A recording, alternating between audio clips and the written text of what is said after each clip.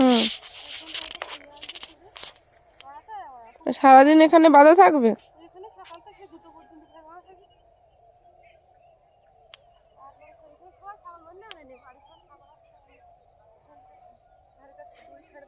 হুম,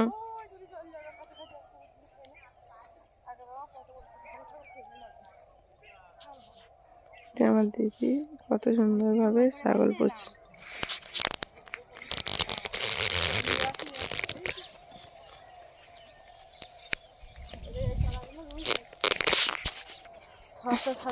এগুলো কি সব টমেটো? সব টমেটো হয়, বড় গাছ বড় টমেটো। মানে সবে এগুলো কি রুইয়ে করেছো, রুইয়েছো? 8-10 দিন হচ্ছে রয়েছে। ওই জন্য এখন ছোট ছোট গাছগুলো। হুম, কাকার দুটো পুকুর। এই আলুগুলো তুললে এখন সব আবার আলু হবে এর মধ্যে? সব আলু এর তলে কাজ খাইবে। চলো এতে যাচ্ছে সব গড়াই, ওই যে আলু দেখা যাচ্ছে। হ্যাঁ, ওগুলো সবুজ হয়ে আছে তো উপরের তাই। হুম,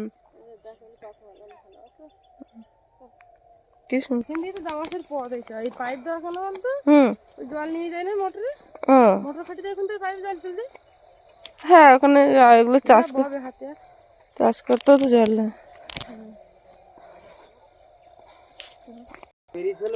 হ্যাঁ, এই ইঁদুর লেগেছে বুঝলি মাঝে মাঝে, সেইগুলো হ্যাঁ, পেঁয়াজ কেটে ছোট ছোট আছে না? ছোট ছোট, যেগুলো বড় বড় কালকে নিয়ে গেছিল হাটে কিছু। হুম, কত খাবো, খাওয়ার জন্যই তো ধনে না গাজর না মৌরি।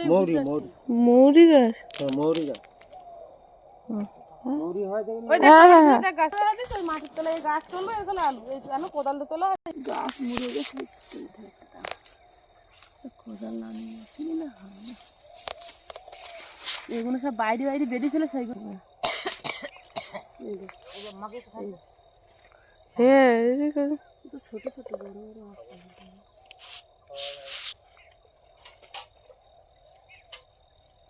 হ্যাঁ, কতগুলো আলু হয়েছে একটা গাছে? অনেকগুলো আলু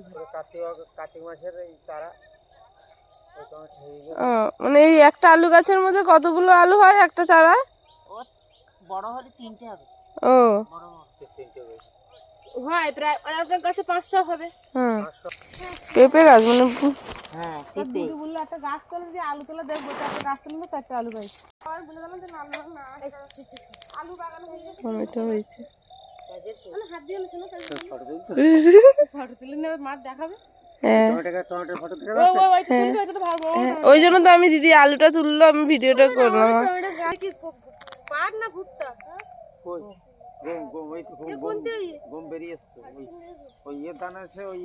পালং শাক হয়েছে, কত সুন্দর টমেটো হয়েছে এখানে। ধনে পাতা, যাওয়ার সময় কটা ধনে পাতা নিয়ে যাবো ওখান থেকে।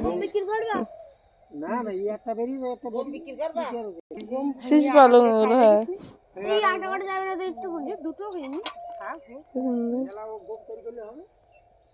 এটা হচ্ছে পালং শাক, শিশুটা গিয়ে দেখ এখান থেকে পুরো সব পালং শাক ছিল। হুম, ইঁদুর লেগেছে।